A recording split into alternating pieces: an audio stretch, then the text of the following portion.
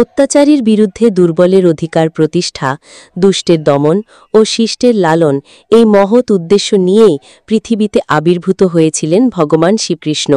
সনাতন ধর্মাবলম্বীদের বিশ্বাস, পাশবিক শক্তি যখন ন্যায়নীতি, সত্য ও সৌন্দর্যকে গ্রাস করতে উদ্যত হয়েছিল, তখন মানব কল্যাণ ও ন্যায় প্রতিষ্ঠার জন্য মহামানব ভগবান শ্রীকৃষ্ণ আবির্ভূত হন। তার আবির্ভাব তিথি শুভ জন্মাষ্টমী হিসেবে সনাতন ধর্মাবলম্বীদের কাছে বিশেষ তাৎপর্য বহন করে। পটুয়াখালীর ১০ মিনায় ভগবান শ্রীকৃষ্ণের ৫,২৫৩তম জন্মাষ্টমী উদযাপন করা হয়েছে। শনিবার সকাল ১১টায় উপজেলা পূজা উদযাপন কমিটির আয়োজনে নলখোলা কেন্দ্রীয় কালী মন্দির প্রাঙ্গণ থেকে একটি বর্ণাঢ্য র্যালি বের হয়। র্যালিটি শহরের গুরুত্বপূর্ণ সড়ক প্রদক্ষিণ শেষে মন্দির প্রাঙ্গণে এসে শেষ হয়। পরে কেন্দ্রীয় কালী মন্দির আঙিনায় এক আলোচনা সভা অনুষ্ঠিত হয়।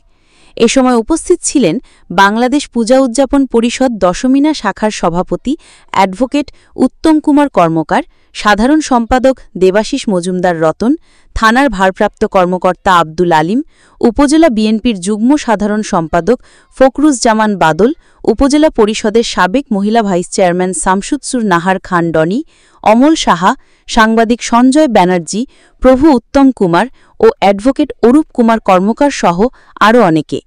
আলোচনা সভা শেষে গীতা পাঠ, শ্রীকৃষ্ণের চিত্রাঙ্কন ও ভগবানের নিকট খোলা চিঠি প্রতিযোগিতার বিজয়ীদের মাঝে পুরস্কার বিতরণ করা হয়। শেষে ভক্তদের মাঝে প্রসাদ বিতরণ করা হয়। নাবিলা শারমিন, নিউজ ডেস্ক, তারুণ্য টিভি অনলাইন।